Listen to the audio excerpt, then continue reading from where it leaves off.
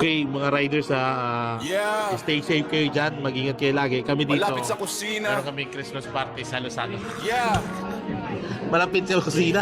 Marunong lahat magluto. Malapit sa kusina, sila laging busog. Kami nasa kalsada, ulan araw, katawan bugbog. Sila sarap ng mubo, kami takbo ng takbo. Pero kung wala kaming biyahe, wala rin kayong kakainin. Kasi sila yung malapit sa kusina. Pops, dikit sa may-ari, kaya laging una sa biyaya. Papasok sa traffic, Pops, real talk. Kami ang frontliner, sila naka-aircon lang. Kami yung tunay na rider. Ako makayod pero di nila pinapansin.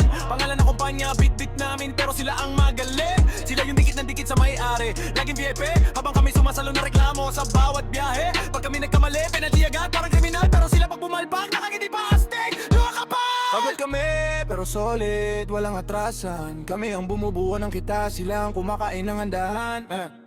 Malapit sa kusina, sila laging busog. Kami nasa kalsada, ulan araw, katawan bugbog. Sila sarap ng ubo, kami takbo ng takbo. Pero kung wala kaming biyahe, wala rin kayong kakainin. Kasi sila yung malapit sa kusina.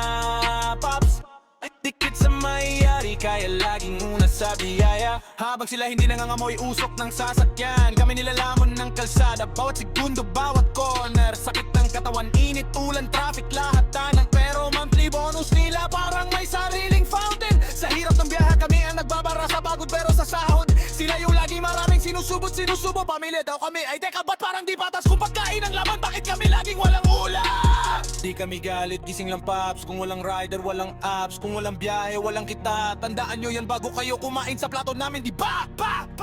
Malapit sa kusina, sila laging busog. Kami nasa kalsada, ulan araw, katawan bugbog. Sila sarap ng ubo, kami takbo ng takbo. Pero kung wala kaming biyahe, wala rin kayong kakainin. Kasi sila yung malapit sa kusina. Pops, dikit sa may-ari, kaya laging una sa biyaya. Kumain kayo ng kumain, pero tandaan nyo muna kung sino ang nagluto. Shish!